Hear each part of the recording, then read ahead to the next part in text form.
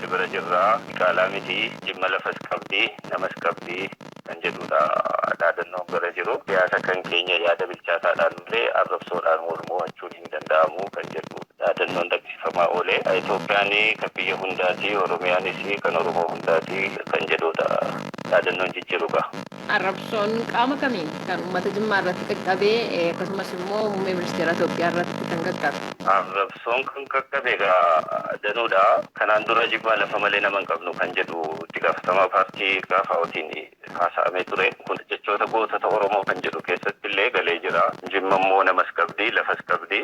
Akkana jedhamuu hin qabnu kan jedhudha. Waan kanaa dhiifama nu gaafadha. Waan jettaniif nu ibsaa jennee jaarsoliin abbootiin bahanii kana gaafatanii turanii deebiin nu kenname hin jiru. Gara kana dhufuudhaaf jennaani utuu nuti walitti eenyu hin jedhin komii qabnu maaliifi miidiyaadhumaan bahanii Jimmasee akkuma Oromoo kaanii namas qabaa, lafas qabaa, Oromoodhumaan waliin kan jedhu maaliif nu ibsinedha. Gama biraatiin arrabsoon diqaalaa kan jedhu, warra addaa kan jedhu, addaggee kan jedhu yeroo adda addaa gochaa raawwii dadhabina siyaasaa kana sun hin danda'ama. Garuu nama namummaa isaatiin diqaalaa jechuun arraba maatiiti. Maatiin isaa immoo hawaasa Jimmaati. Kun nurratti godhameera kan jedhuudhaan yoo dadhabina qabaate isin immoo yaada gaarii qabaattan eenyu nu filachuudhaaf qophiidha. Oromoodhaaf maa baabsuu didde jedhamee arrabsamuu hin qabu. Namni harii Itoophiyaa kana keessatti qixxeedhaan buluu qaba. Yoo inni dogoggore immoo dogoggora isaatiin isin immoo yaada gaarii yoo qabaattan isin filanna malee arrabsoo nurraa dhaabaa kan jedhudha. Akka yaada dargaggoo Guutamaan jedhetti hawaasni magaalaa Jimmaa jechoota jibbiinsa mul'isaniin waltajjii adda addaa irratti arrabsamaniiru. Muummeen ministeeraa Itoophiyaas arrabsamaniiru. Akka nama dhalataa Jimmaatti isin cinaa jirra jechuu keenya ibsachuudhaa fi fiigicha kana qopheessinee jedhee dubbata.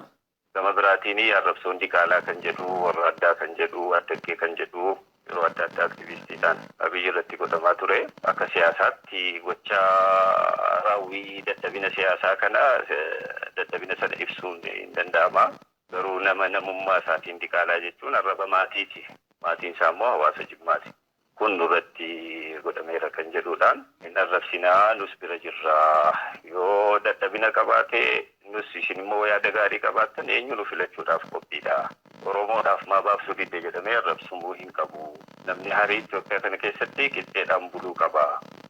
Yoo inni dogoggore immoo dogoggora isaatiin isin immoo yaada gaarii yoo qabaattan isin filanna malee arrabsoo nurraa dhaabaa kan jedhudha. Dhimma arrabsoo jiraattota magaalaa Jimmaa ilaalchisuun dargaggoonni fiigicha kanarratti hirmaatan kaasan Piroofeesar Mararaa Guddinaa dura ta'an paartii Koongirensii Federaalawaa Oromoo deebii itti aanu kennaniiru.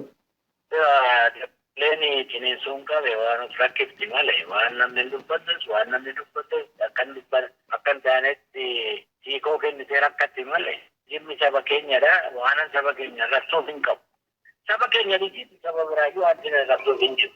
Waan hin taane akka hin taanetti sabatti malee waan hin taane sabaatti mormichuu Oromoo saba danda'etti sirreetu bara gadee kana jala baana jedhanii waan ciniinsuun qabee rakkisifatti fakkaatan malee saba keenya waan rabsuuf hin qabu. Jimmaa yeroo baay'ee dhageera. Baruma keessatti Jimmaa Yuunivarsiitii warra keessumaa kabajaa godhee waame.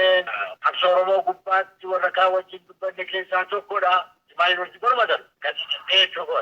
Karaa qorannoos haa ta'u karaa biraa 97 ofiidootu maattuu turu nyaachisee malee itti dorgomnee turre ajjeennaa kanas walgahii dhageera. Warra dhuguun isaanii iyyuu qabee barabbaa biyyaafaa maaliif qabee darbee nan waan akkasii namni natti kaasee jiru. Ani sama yaadadhutti waan akkasii waan jiruuf isin jiru jenne. Fiigicha kanarratti namoonni hirmaatan tiishartii suuraa muummee ministeera Itoophiyaa Dr. Abiyyi Ahimad qabu kan uffatanii fi dhaadannoolee garaagaraas kan dhageessaa turan ta'uu ibseera Guutamaan. Akka namoonni fiigicha kanarratti hirmaatan dubbatanitti dargaggoonni magaalichaa gandoota 17 keessaa walitti ba'an fiigicha deeggarsaa fi mormii kanarratti qooda fudhataniiru. Gabaasa Raadiyoo Sagalee Ameerikaatiif Tsahaay Daamxoo Finfinneerraa.